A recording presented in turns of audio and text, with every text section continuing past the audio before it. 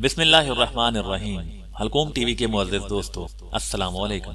आज हम आपको हज़रत सालेह अलैहिस्सलाम का किस्सा सुनाएंगे और इनकी हयात तय्यबा के बारे में मुख्तसरन बयान करेंगे।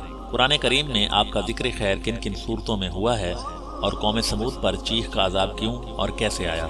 इस वीडियो में हम हज़रत सालेह अलैहिस्सलाम की उम्र मुबारक और मज़ार के बारे में भी बताएंगे। दोस्तों, कदीम जज़ीरतुल अरब के शुमाल मगरबी इलाके में वाक़े वादी उल कुरा अपनी हरियाली और शादाबी में बेमिसाल है। इस वादी पर कौम समूद की हुक्मरानी थी, जबकि इसके मद्दे मुकाबिल जनूब मशरकी अरब पर कौम आद काबिज थी। कौम समूद भी कौम आद की तरह निहायत ताकतवर, तवीलुल कामत और ज़बरदस्त शान व शौकत के मालिक थी और इसे फ़न तामीर में भी बहुत कमाल हासिल था। पहाड़ों को तराश कर इंतहाई खूबसूरत इमारतें बनाने का फन गोया उन पर ख़त्म था। इस कौम के दारुल हुकूमत का नाम हिजर था, जो हिजाज मुक़द्दस से शाम जाने वाले कदीम रास्ते पर वाक़ था। अब यह इलाका मदाइन सालेह कहलाता है।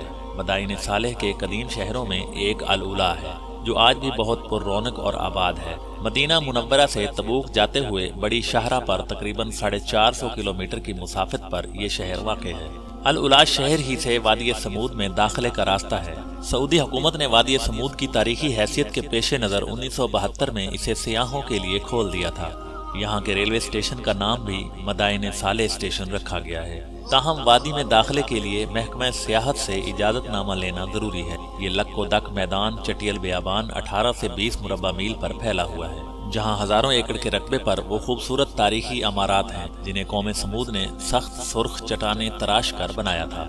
दूसरी जानब नरम मैदानी इलाकों में आली शान मकानात के खंडरात हैं। 1000 साल कबल मसीह के इन फनपारों को देख कर आज के जदीद तरक्की याफ्ता इंसान और माहिर तामीरात हैरान रह जाते हैं। सुर्ख पहाड़ों के अंदर इस शहर खामोशा की हज़ारों तारीखी इमारतों की मौजूदगी ये बताती है कि उस ज़माने में भी इस शहर की आबादी 4 या 5 लाख से कम न होगी, जिसे इनकी बदअमालियों और नाफरमानियों के सबब एक जोरदार, तेज और हौलनाक आवाज के जरिए आनन फानन हलाक कर दिया गया।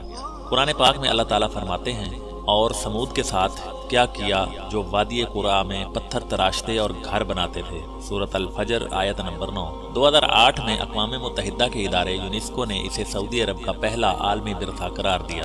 कौम समूद अपने आलिशान महल्लात, सरसब्ज़ व शादाब खेत खलियान, खूबसूरत मरगज़ारों और नेमतों की फरावानी के सबब गरूर व तकब्बर और सरकशी के नशे में चूर थे। और चूंकि तकब्बर और कुफर का चोली दामन का साथ है, तो ये भी इबलीस के पैरोकार बन गए।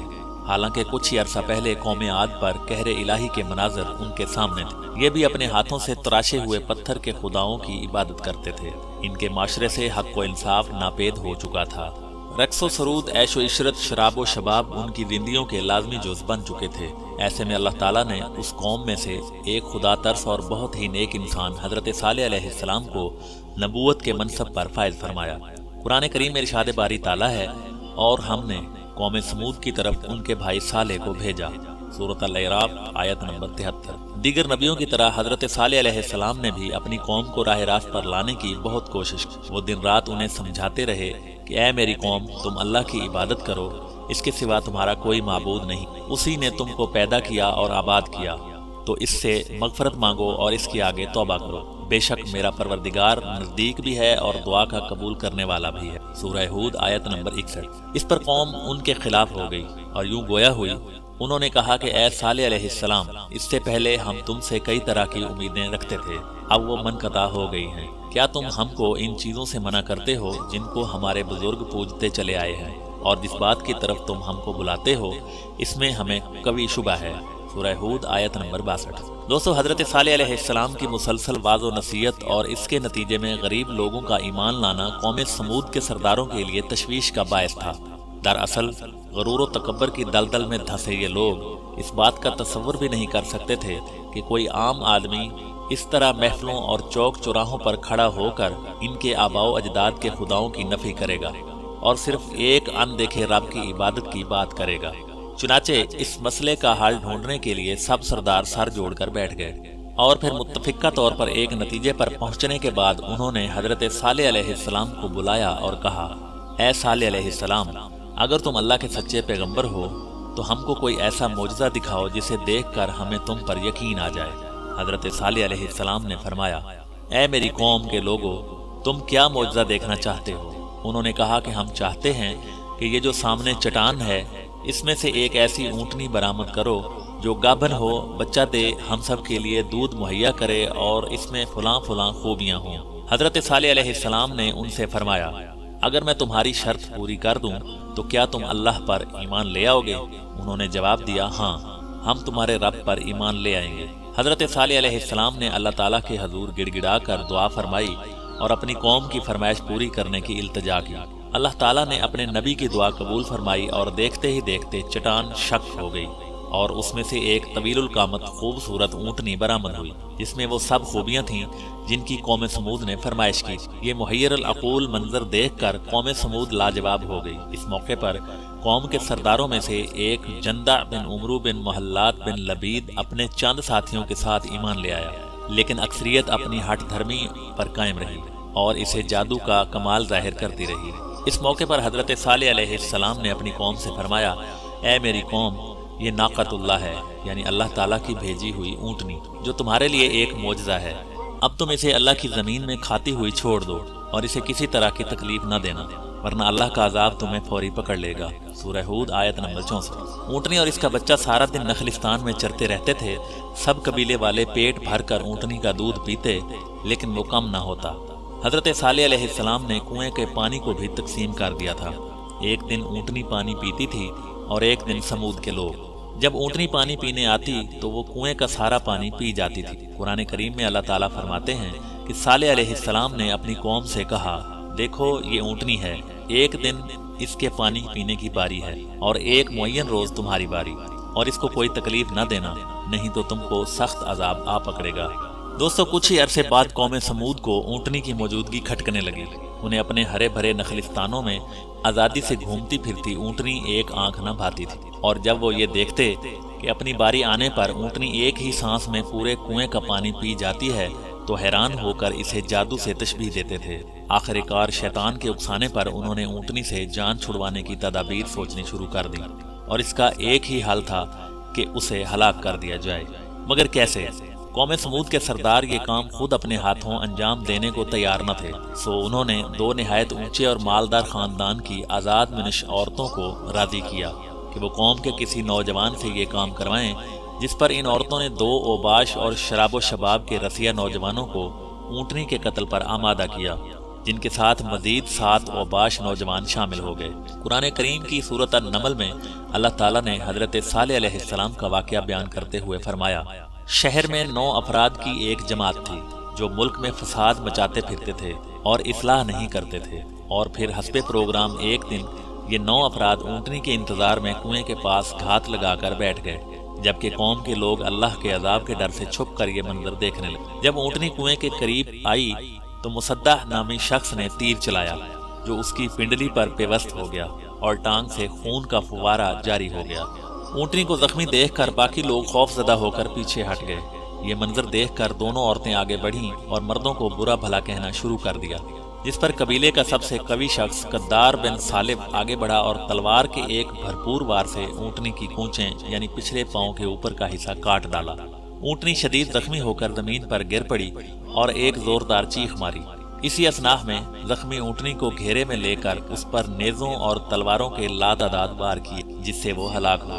ادھر اس کا بچہ بھاگتا ہوا پہاڑ پر چڑھا اور چیخیں مارتا ہوا غائب ہو۔ ایک روایت یہ بھی ہے کہ ان درندوں نے پیچھا کر کے اسے بھی مار ڈالا۔ اونٹنی کے قتل کے بعد جب ان لوگوں نے دیکھا کہ کوئی عذاب نازل نہیں ہوا تو مارے خوشی کے دیوانے ہو گئے اور جشن مناتے ہوئے چیخ چیخ کر حضرت صالح علیہ السلام کو چیلنج کرنے لگے کہ تم جس عذاب سے ڈراتے تھے اسے لا کر دکھاؤ۔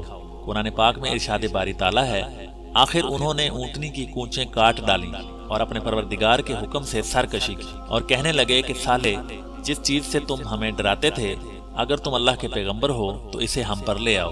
سورہ اعراف آیت نمبر 77۔ ناقۃ اللہ کے قتل کی خبر سن کر حضرت صالح علیہ السلام آپ دیدہ ہو گئے اور فرمایا، اس بد نصیب قوم کو اب اللہ کے عذاب سے کوئی نہیں بچا سکتا۔ ادھر قوم سمود کے لوگوں کی دیدہ دلیری اور جرت میں مزید اضافہ ہو گیا۔ ان کے دل سے ڈر اور خوف نکل چکا تھا، چنانچہ انہوں نے اسی رات حضرت صالح علیہ السلام کو بھی قتل کرنے کا پروگرام بنا لیا تاکہ اونٹنی کے ساتھ ان کا بھی قصہ ختم ہو جائے۔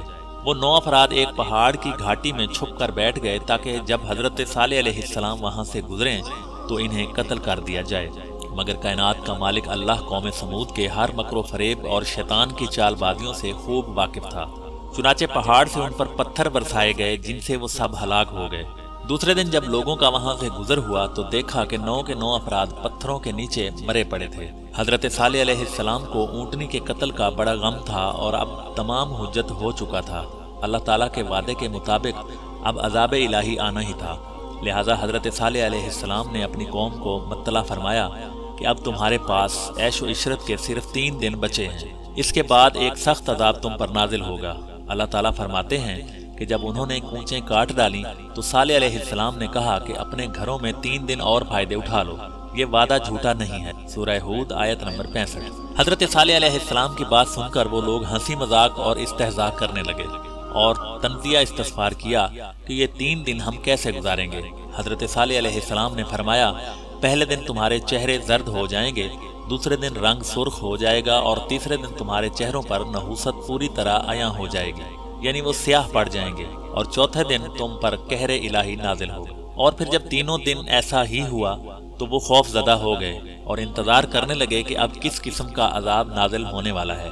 ابھی چوتھے دن کا سورج طلوع ہوا ہی تھا کہ آسمان سے ایک بہت تیز چیخ کی آواز چنگھاڑ کی صورت میں بلند ہوئی، جس نے ان کے کانوں کے پردے پھاڑ دیے، دل دہلا دیے۔ چیخ کی آواز کے ساتھ ہی ان کی روحیں جسموں کے ساتھ چھوڑنے لگیں اور وہ اپنی اپنی جگہوں پر اوندھے پڑے سسک سسک کر ختم ہونے۔ کچھ ہی دیر میں لاکھوں افراد پر مشتمل نہایت قوی اور طاقتور قوم جانوروں کے کھائے ہوئے بھوسے کی طرح ڈھیر بن چکی، اور کفر و شرک میں مبتلا غرور و تکبر میں ڈوبے لوگوں کا شاندار اور با رونق شہر خموشہ میں تبدیل ہو کر ہمیشہ کے لیے عبرت کا نشان بن گیا تھا۔ اللہ تعالیٰ کا قرآن میں ارشاد پاک ہے، اور جن لوگوں نے ظلم کیا تھا ان کو چنگھاڑ کی صورت میں عذاب نے آ پکڑا تو وہ سارے اپنے گھروں میں اوندھے پڑے رہ گئے، گویا کبھی ان میں بسے ہی نہ تھے۔ سن رکھو کہ سمود نے اپنے پروردگار سے کفر کیا، اور سن رکھو سمود پر پھٹکار ہے۔ سورہ ہود آیت نمبر 67 تا 68۔ اللہ تعالیٰ نے اس عذاب سے حضرت صالح علیہ السلام اور ان پر ایمان لانے والوں کو محفوظ رکھا۔